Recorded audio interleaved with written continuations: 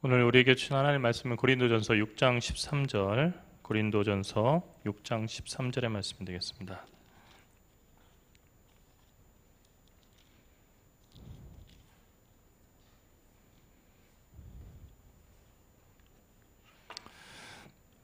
고린도전서 6장 13절, 이 말씀을 제가 봉독에 올리겠습니다.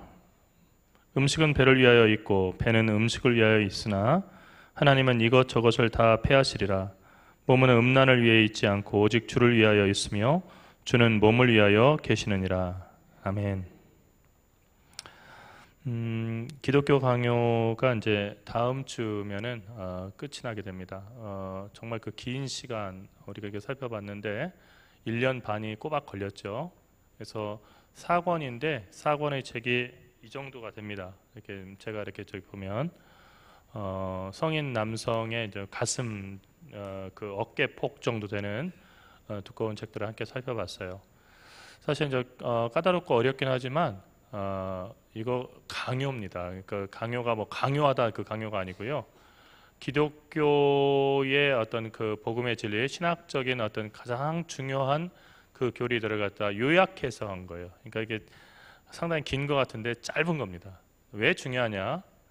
우리 한국 교회가 사실은 지금 가장 심각하게 걱정해야 될 부분들이 요즘 뭐 뉴스에도 통일교 문제가 나오지만 통일교라든지 그런 이단들이 다 가신 것이 아니거든요. 신천지 그리고 또 요즘에는 그 어머니 교회라고 이렇게 불리는 하나님의 교회, 하나님 어머니 장길자의 이름으로 기도합니다 하는 그 하나님 교회, 뭐 이런 여러 이단들이 한국처럼 이렇게 판을 치는 데가 많이 없죠. 그런데 왜 넘어가느냐? 그 사람 의지가 약해서 그래, 아니면 믿음이 없어서 그래. 근데 그렇지 않아요. 그러니까 뜻밖의 분들이 그 이단에 넘어가는 거예요. 우리 교인들 가운데서도 그런 얘기 하시는 게 있어요. 이거 뭐 성경 공부만 와서 이렇게 하라는데 그거 가도 됩니까? 당연히 안 되는 거죠. 왜 안 될까요? 그러니까 충분히 말씀으로 이렇게 무장해 있고 그리고 신앙에 대해서 기본이 쌓여 있으면은 사실 괜찮아요. 뭐 그런 얘기 들어도 그냥 다 반박할 수도 있고 그리고 넘어가지를 않을 수도 있죠. 그런데 대부분은 잘 몰라요. 그러니까 우리가 정말로 이렇게는 우리의 민낯이에요. 사실은 어떤 거냐면 한국 교회가 스스로 우리 대단해, 동양의 예루살렘이야, 우리 막 우리처럼 열심히 사람. 아니 그거 누가 비교해봤어요? 우리는 우리만 보고 얘기하는 거잖아요. 그러니까 이게 착각이에요. 자기 착각. 막 그렇게 서로 하면 뭔가 대단한 사람이 된 것 같은데 아는 게 없어요. 그러니까 우리가 무슨 어떤 신앙생활 몇십 년 하고 어떤 직분 받았다 그러니까 내가 신앙 수준도 그렇게 될 것이다, 절대 착각하면 안 돼요. 그래서 어떻게 하냐면 가장 기본적인 것부터 열심히 해야 돼요. 말씀 읽어야 돼요. 이게 정말 중요한 거예요. 그리고 여러분 기독교 강요에서 우리가 함께 다뤘던 신앙의 내용에 관해서만 정확하게 알고 있다고 한다면 여러분 이단들 와가지고 여러분들을 뭐 설득하려고 해도 쉽지 않아요. 그러니까 가장 중요한 것은 말씀을 놓칠 때 우리가 흔들린다는 거예요. 우리가 이제 다음 주까지 이제 기독교 강요의 마지막 그 한 장은요, 국가에 관한 거예요. 우리 기독교인에게 국가라는 것은 어떤 의미인가? 참 의미 있는 거죠. 기독교 강요의 결론되는 부분인데 살펴보고 우리가 이제 뭘 살펴볼 거냐면은 성경의 역사에 관해서 이렇게 살펴볼 거예요. 구약 성경에서부터 어떻게 성경이 이렇게 내려왔고 어떤 책들이고 쭉 우리가 이제 살펴볼 겁니다. 그것도 이제 몇 개월 동안 우리가 살펴볼 건데 주중에 이제 우리가 모이기가 참 쉽지 않잖아요. 그러니까 이 주일날 오셨을 때 오후 예배 참여하면서 오후 예배만 잘 참석하셔도 여러분들 신앙에 있어서 꼭 필요한 핵심적인 그 가르침들, 신앙 교육은 말씀과 더불어서 이렇게 함께 되는 겁니다. 그러니까 꼭 여러분들 그 계속해서 오후 예배에 열심히 참여하시길 바랍니다.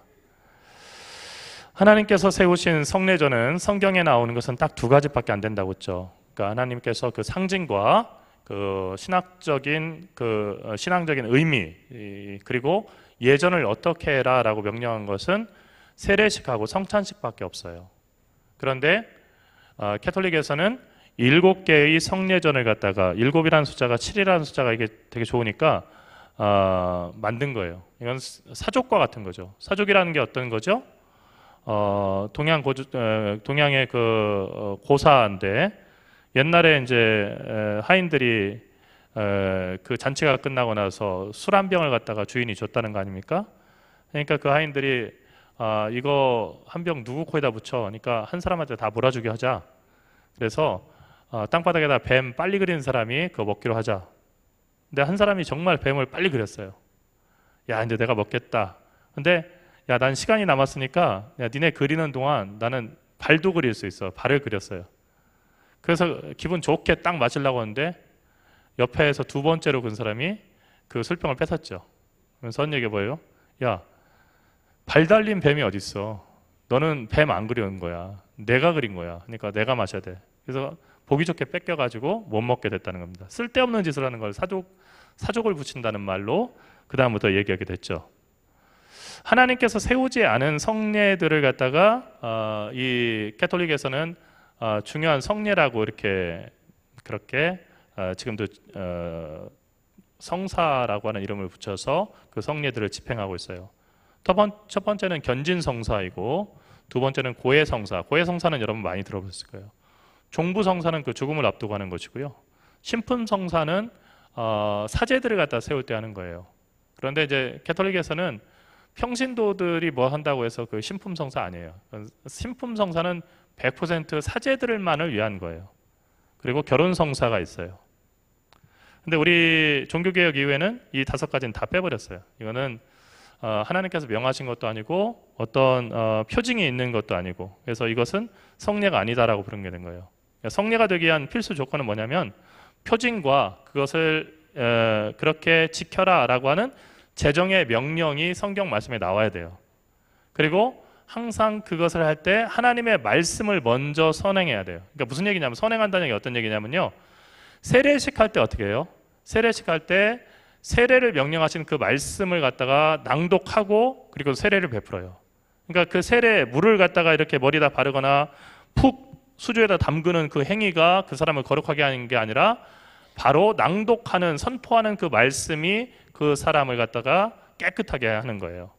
그리고 성찬도 그렇죠. 성찬을 할 때 그 앞부분에 주께서 잡히시기 전날 밤 제자들에게 떡을 떼시며 말씀하시기로 하고 쭉 그거 매번 반복되는 건데 그거 생략하면 안 될까? 안 돼요. 왜냐하면 성례를 갖다가 성례되게 하는 것은 그 선포되는 하나님의 말씀이에요. 그래서 하나님의 언약이나 그 약속을 갖다가 인침받는 그 인장이 바로 성례이고, 그 약속을 갖다가 기억하지 못하거나 그 약속을 갖다가 생략해 버린다고 한다면 성례는 성례가 될 수 없다는 거죠. 앞서 얘기했던 7대 성사라고 할 때 그 7대 성사에서 세례와 그리고 성찬식, 앞부분에 이제 2가지 있죠. 예. 앞부분에 이 2가지를 제외한 그 나머지 5대 성사는 성경과 무관하다는 거예요. 그러면 고대 교회는, 초대교회에서는 이런 그 7가지 성사를 다 했었나? 그렇지 않다는 거예요. 암브로시우스 같은 고대 기독교 저술가들이 이런 것을 강조했었나? 그렇지 않다는 거예요. 전혀 무관한 거예요. 그러니까 중간에 도중에 나타나서 마치 그것이 처음부터 그랬던 것처럼 된 거예요. 캐톨릭 사람들이 가장 정말 권위 있는 신학자로 여기는 사람이 누구냐면 아우구스티누스, 또는 영어로 어거스틴이라는 사람이에요. 그럼 어거스틴은 뭐라고 얘기했는가? 기독교 교리론을 보니까 주님의 부활 이후로 주님 자신의 가르침과 사도적인 훈육에 따르면 거행에 있어서 가장 쉽고 이해에 있어서 가장 고상하며 준수에 있어서 가장 순결한 몇몇 소수의 표징들이 인정되었다. 이는 세례와 주님의 몸과 피의 기념이다. 주님의 몸과 피의 기념이라고 하는 것은 성찬식을 의미하는 거고요.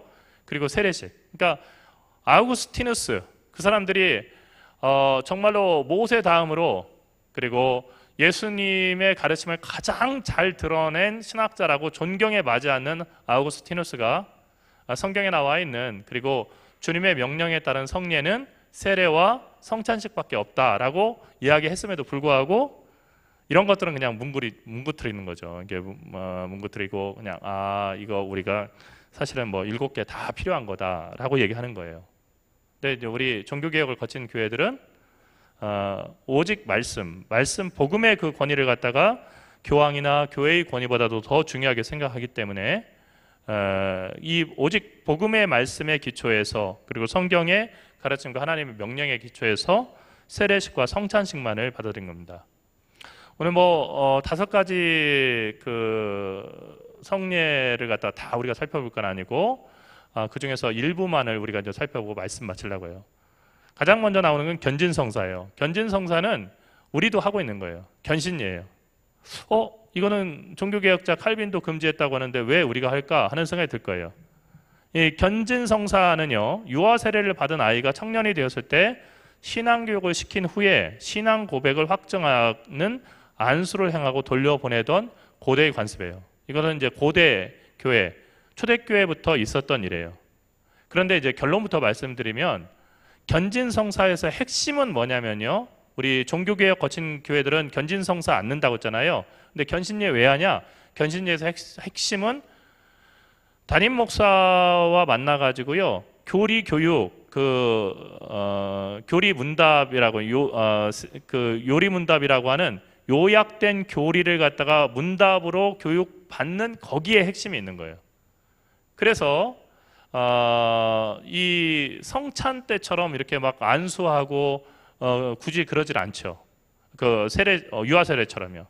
안수의 의식을 첨가하는 것은 안수하는 경우가 또 있어요. 성인이 된데 또 이렇게 안수하는 경우. 어떤 경우냐면 이단에 빠졌다가 돌아오는 경우에는 안수를 다시 했어요.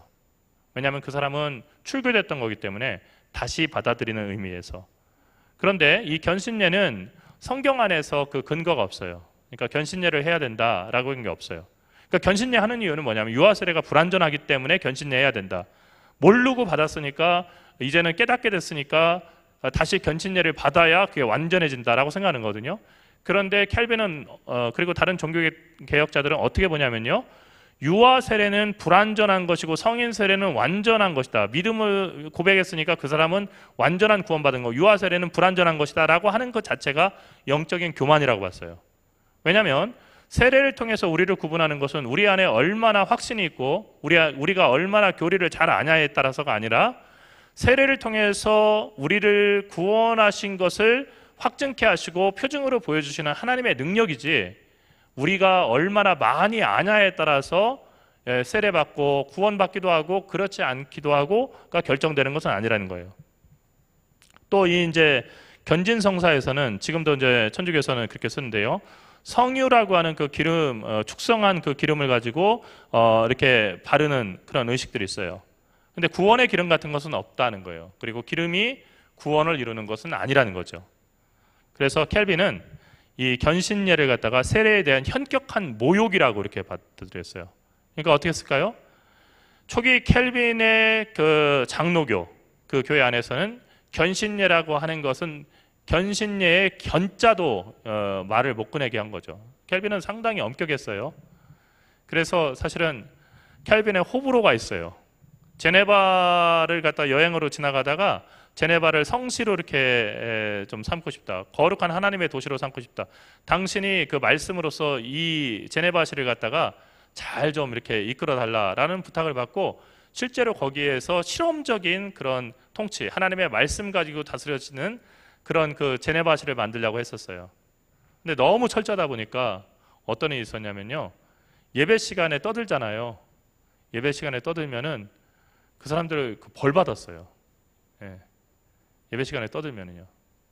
예배 시간에 졸면 감옥에 가기도 했어요. 여러분, 제가 장로교 목사지만 켈빈의 절반도 안 되는 그런 열정 가지고 있는 거 얼마나 다행인지 모릅니다. 여태까지 제가 군목에 있으면서도 조는 병사들 감옥에 보낸 적 없어요. 오히려 이제 정말 그 밤근무 마치고서 이렇게 오면 되게 피곤하잖아요. 우리 병사들 막 조는 애들 있어요. 저는 되게 귀하다고 생각해요. 왜냐하면 뭐 지금도 그렇지만은 걔가 굳이 오지 않겠다고 하면은 내무실에 자면 되는 거예요. 생활관에 자면 되는 건데 애가 오는 거예요. 새벽 4시까지 근무하고 피곤한 몸을 이끌고 오는 거예요. 그러니까 얼마나 마음이 귀한 거예요. 우리 젊은이들 요즘에 다 이렇게 가볍고 신앙생활 대충 하고 한다고 하지만요, 군대에서 이렇게 보면요, 아직 희망이 있어요. 하나님께서 남겨두신 그런 젊은이들이 있어요. 정말 열심히 그리고 순수하게 신앙생활하는 친구들이 있다고요. 그래서 이렇게 졸잖아요. 제가 이렇게 세웠어요. 벌 주는 거 같잖아요. 앞으로 나오라고. 그래서 제가 세트를 딱 마련해놨어요. 편지지하고, 왜냐면 편지 많이 이렇게 보내요. 요즘에는 뭐 좀 달라지겠지만 연애 편지 같은 거 많이 보니까 예쁜 꽃 편지지 하고, 거기에 간식 초코파이 한 박스, 그리고 또 거기에다가 이제 다른 그 선물들 같이 해가지고 딱 줬어요. 그러면 졸다가 보통은 졸다가 이제 부대에서 걸리면 어떻게 돼요? 너 여기 나와 하면은 여기 잠깐 엎드려 이게 되는데, 졸다가 선물 받잖아요. 너무 황당한 거예요, 얘들. 그 다음에 돌아가서도 여전히 피곤하지만 뭐지 이게? 하고서는 이게 쳐다보느라고 잠을 못 자는 거예요. 여러분, 우리가 정말 이렇게 평화로운 삶을 살아가는 거, 우리 교회도 이제 군에 가서 이렇게 헌신하고 있는 우리 자녀들이 있는데, 우리는 국군 아저씨죠. 우리가 나이가 많이 먹었어도 국군은 항상 아저씨죠. 국군 아저씨 그리고 국군 아가씨들이 있기 때문에 가능한 일이에요. 예? 아줌마도 있죠. 국군 아저씨, 아줌마, 아가씨, 어쨌든 이 국군 늘 기억하고 여러분들 위해서 기도해 주시기 바랍니다. 어쨌든 이 세례에 대한 현격한 모욕이다 생각했기 때문에 이 견신례에 대해서 철저하게 반대했죠. 어거스틴이 뭐라고 얘기했냐면요, 요소, 물질, 그러니까 예를 들어서 눈에 보이는 물이나 그리고 떡이나 포도주에다 말씀을 더하자. 그러면 성례가 될 것이다. 말씀이 근거해주지 않고 말씀이 명하지 않는 것은 결국 성례가 될 수 없다는 얘기죠. 견진성사는 그러면 어떻게 하면 올바르게 적용할 수 있냐? 이것은 우리 교회에서도 이제 하고 있는 건데요. 성인에 대한 유아 세례 교인들이 체계적인 신앙 교육을 받을 기회로 삼는 거예요. 사실은 이제 천주교에서는 이 교리 교육 같은 경우에 6개월 이상이 돼요. 그래서 뭐 3번 이상 빠져버리잖아요. 처음부터 다시 시작해야 돼요. 엄격하잖아요. 근데 우리는 그런 거에 대해 되게 느슨해요. 그리고 늘 바빠요. 그리고 신앙생활하는 거에 대해서는 되도록 요약하고 편리하고 그냥 생략하고 가는 그것을 융통성이 있다고 생각하고 그것을 갖다 꼼꼼하게 이렇게 따지잖아요. 그러면 너무 뻑뻑하네, 너무 힘드네, 이렇게 해서 누가 신앙생활해? 라고 생각을 하는 거예요. 우리가 같은 시대에 살잖아요. 근데 우리가 너무 우리 개신교는 편리성을 갖다 추구하게 됐어요. 그런데 절집이나 성당은요 거꾸로 가요. 어떻게 되냐면 본질적인 거, 옛날에 정말로 이렇게 됐던 전통으로 다시 돌아가요. 고리타분할 것 같잖아요. 그리고 거기에 사람들 답답할 것 같잖아요. 제가 이제 지금 날씨가 되게 더우니까 이게 생각나는 그 장면이 있어요. 제가 이제 그 사단 군종참모로 있는데 사단 신병교육 대대에 공소가 생겼어요. 공소는 신부님이 항상 그 상주하지 않는 비일공짜예요. 그 성당 건물을 얘기하는 거예요. 근데 성당, 교회라고 얘기하려면은 사제관이 항상 그 옆에 있어서 사제가 그 성당을 항상 지킬 수 있어야 돼요. 그래야 그 성당, 교회라고 하는 거고, 사제가 거기 살지 않으면 공소라고, 아무리 커도, 건물이 커도 공소라고 짓는 거예요. 그런데 이제 저희 신교대에 공소를 짓게 됐어요.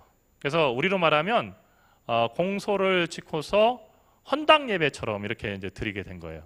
작은 건물이었어요. 그 선풍기 몇 개 매달려 있었는데 대단히 더운 날이었어요. 오늘 같은 그런 뜨거운 여름이었어요. 제가 그냥 전투복을 입고서 이제 갔는데 막 온몸에 그냥 비가 오듯이 그냥 그 땀이 흐르는 그런 토요일이었어요. 근데 제가 거기서 아주 정말 신경을 봤는데 뭐냐면은 병사들이 한 20명 정도 천주교 병사들이 앉아 있는 거예요. 그 뜨거운 그 공소 안에. 근데 1시간 반을 진행하는데 단 한 명도 조는 그 병사가 없어요. 단 한 명도 조는 병사가 없고, 앞에 나와서 그 미사를 갖다가 이렇게 했는데 앉았다 일어났다 앉았다 일어났다, 우리보다 훨씬 그렇게 많죠. 나와서 그 성찬을 갖다 받고 하는데요, 너무 경건한 거예요. 그러니까 제가 목사지만 딱 보면서 야, 정말 대단히 이 분위기가 너무 귀하다는 그런 생각들을 했어요. 우리가 이렇게 키우고 있나? 그렇지 못한 거예요. 그러니까 우리는 너무 이렇게 쉽게만 가는 거예요. 그러다 보니까 어떻게 하냐면요, 쉽게 얻은 것은 쉽게 버리는 거예요. 대단하게 생각하지 않아요. 세례 받았다? 별로 그렇게 중요하게 생각하지 않아요. 그래서 제가 그 다음에 이제부터 지금 저희 그 신교대 15사단 신교대에서 시작을 해가지고 전군에 퍼진 게 있는데 구호를 하나 만들었어요. 제가 가만히 보니까 북한 사람들이, 공산당들이 잘하는 게 구호예요. 구호를 계속 외치면 어떻게 되냐면 세뇌처럼 그 머릿속에 딱 새겨지는 거예요. 잃어버리지 않아요. 뭐 우리 말씀을 읽읍시다, 말씀을 씁시다도 그런 구호예요. 뭐라고 구호를 외쳤냐면 한 번 세례교회는 영원한 그리스도인이다. 이것을 갖다가 저기 외치겠어요. 한 번 세례교회는 하면 영원한 그리스도인이다. 그러고 외치겠어요. 했더니 나중에는 막 이제 이게 제가 이제 신교대 그 우리 연대 목사님한테 알려줬더니 그 목사님이 나중에 이제 논산훈련소 가서 입소대 목사가 됐어요. 그러니까 배운 대로 그걸 써먹은 거예요. 그러니까 논산훈련소에서 다 퍼졌어요. 전군에 다 퍼졌어요. 그래가지고 전군에서 그 신병교육대에서 세례 줄 때마다 쓰는 그 구호가 됐는데, 가장 중요한 것은요, 견신례라고 하는 그 예식 자체가 이 사람을 온전한 믿음의 사람으로 세우는 것이 아니고 견신례를 받으려고 다시 신앙교육을 받는 그 교육이 필요하다는 거예요. 우리 신자들도요, 한번 내가 세례 받고 내가 이렇게 신앙생활을 오래 했으니까 나는 여기에 대해서 마스터했다라고 착각할 수 있어요. 그러나 성경을 읽어보신 분들은 다 느낄 거예요. 야, 내가 이게 성경 진짜 몰랐구나. 이런 구절이 있었네. 내가 신앙생활하면서 이런 구절이 있었다는 거 내가 알지 못했네. 그런 거 많지 않나요? 그러니까 우리가 모를수록 어떻게 생각되냐면 나는 알고 있다는 착각에 빠지는 거고요. 읽고 배울수록 우리는 어떤 생각에 빠지게 되냐면요, 아, 나는 아직까지도 배워야 할 게 많구나. 근데 후자가 아주 건강한 거예요. 그러니까 바른 믿음의 사람은요, 항상 변화하고 성장하는 사람이에요. 그게 이제 그리스도의 충만한 분량에까지 이르는 과정인 거죠. 그 다음으로는 고해성사를 우리가 얘기할 수 있어요. 고해성사 역시 성경에 근거가 없어요. 그러니까 사제의 안수를 받아야 죄를 용서받을 수 있다라고 얘기한 것은 없다는 거예요. 땅에서 매면 하늘에서 매고 땅에서 풀면 하늘에서 푼다는 얘기는 사실은 천주교에서 그렇게 갖다가 고해성사에다 적용을 했지만은 그런 의미가 아니었다고 하는 것을, 그리고 사제에게만 해당되거나 베드로에게만 해당되는 얘기가 아니라 모든 그리스도인들에게 그런 권세가 있다는 것을 얘기했다는 것을 제가 이 기독교 강요를 살펴보면서 말씀을 드렸죠. 아우구스티누스가 역시 여기에다도 찬물을 끼얹었어요. 아우구스티누스가 정말 지지주의를 바랬는데 별로 이렇게 캐톨릭 교회에서 하는 일에 대해서 따뜻한 얘기를 하지 않았습니다.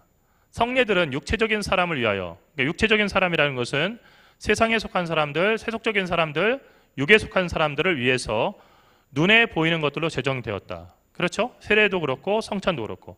그렇기 때문에 성례들의 단계에 따라서 눈에 인식되는 것들에서, 그러니까 눈에 보이는 것, 거기서 출발을 해가지고 이해되는 것들로 옮겨간다. 그러니까 손으로 만지고 눈으로 볼 수 있는데 제일 처음엔 이해할 수 없지만 시간이 지나면서 성찬의 그리고 세례의 깊은 비밀, 그 비밀에 대한 이해로 옮겨가는 거라는 거예요. 중요한 것은 그 속에 들어있는, 세례와 성찬 속에 들어있는 신비, 그리고 비의, 숨겨진 그 뜻을 우리가 깨닫는 것이죠.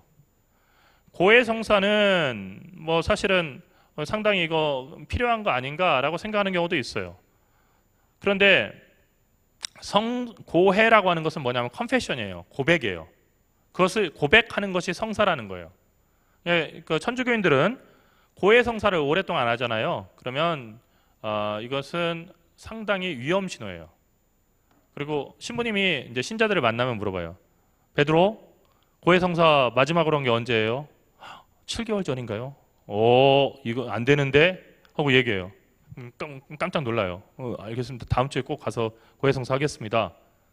근데 사실은 성도의 회개가 성례라고 할 바에는 사제가 주님의 이름으로 기도하고 방면해 주는 것이 성례라고 하는 것이 훨씬 더 근거가 있다는 거예요. 왜냐하면 거기에는 말씀의 근거가 붙을 수 있기 때문에. 그런데 사실은 고해성사가 필요 없는 이유는 다른 이유가 아니고요, 세례라고 하는 그 예식이 가장 분명한 회개의 성례이기 때문에 그래요. 그러니까 단 한 번에 회개했지만은 그리고 그 이후에도 우리는 죄를 짓고 또 회개하고 하지만 그 세례라고 하는 것은 이례적인 사건으로 우리 인생 전반에 미치는, 그리고 삶의 근본적인 변화를 포함하는 그런 회개의 사건을 의미하는 거예요. 그래서 회개에 이르려고 뜻하는 자들에게 주어지는 은혜의 확정, 하나님께서 베풀으시는 은혜와 그리고 그들에게 주시는 확신의 인장이 바로 세례이기 때문에 고해성사가 굳이 따로 필요가 없다는 거예요. 다음으로 이제 종부성사가 있어요. 우리가 이제 임종을 앞두고 나서 우리 이제 성도들을 갖다가 목사가 방문할 경우에는 임종을 앞둔 분에게 안수하고 기도하는 경우가 있죠. 저도 이제 우리 교회 와서 임종을 지킨 성도가 몇 분 계셔요. 근데 임종을 앞둔 이에게 이 종부성사를 할 때는 성유를 발라요. 그러니까 축성한 그 기름을 갖다 이렇게 발라요. 그러니까 신부님들은 제가 목사로서 이렇게 군대에서 이제 중요한 그 예식들, 6.25 참전용사들의 유해 발굴 할 때 종교 예식 같은 게 있거든요. 그때 이제 목사는 나와서 기도해요. 그러니까 하나님 하고서 그러니까 기도하는데 목소리나 좀 괜찮으면은 뭐 그래도 조금 저기 하는데 그것도 없으면은요 너무 이건 밋밋한 거예요. 왜냐하면 신부님들이나 법사님은요 나와서 이제 법사님은 목닥지고 똑딱똑딱 하니까 이거 자체가 상당히 뭐 이게 뭐 있어 보여요. 신부님은요 그런 그 저기서 할 때 딸랑하고 치면은 연기가 확 나가는 그런 그 종이 있어요. 땅 하면은 연기 확 나고요. 그리고서는 뭐 건축이나 이런 거 할 때도 성수 가지고 여기다 막 뿌리는 그런 게 있어요. 그러면은 상당히 사람들이 그런 거 아무것도 아닌 것 같은데 와 뭔가 이렇게 이제 신앙 없는 사람들도 이렇게 끌리는 게 있죠. 근데 우리는 모든 게 다 말로 되는 거예요. 그러니까 상당히 어려운 거예요.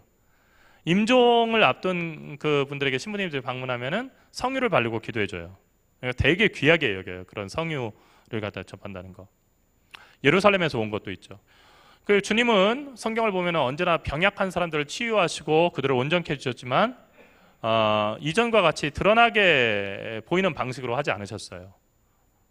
다만 사도들에게 명령하신 것도 사실은 어떤 예식을 해가지고 그 사람들의 병을 고치거나 아니면 임종 때 이런 예식을 하지 않고 예수께서 하셨던 것처럼 그들을 위해서 기도하고 그리고 그들을 축복하고 그리고 삶의 마지막을 갖다가 말씀을 통해서 그 의미를 갖다 깨닫게 해주라고 하는 것은 있었죠. 근데 종부성사에는 말씀에 의해서 제정된 그런 외적인 상징이나 의식이 없어요. 사람의 기름, 사람이 준비한 그 기름이 표징을 대신하고 그리고 하나님 말씀 대신에 주문이 있어요. 이 종부성사를 할 때 외우는 그 주문이 하나님 말씀을 대신하는 예식이기 때문에 이것은 그릇된 예식이다 해서 종교개혁자들은 종부성사를 하지 않은 거예요. 5가지 예식 가운데서 우리가 이제 그 대표되는 그 예식을 살펴봤어요. 마지막 뭐 이제 우리가 더 생각해 볼 수 있는 것은 결혼에 관한 거예요. 결혼 예식.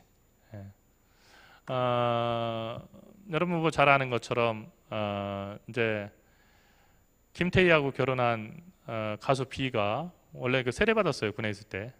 근데 김태희하고 결혼하려고 다시 이렇게 영세를 받았죠.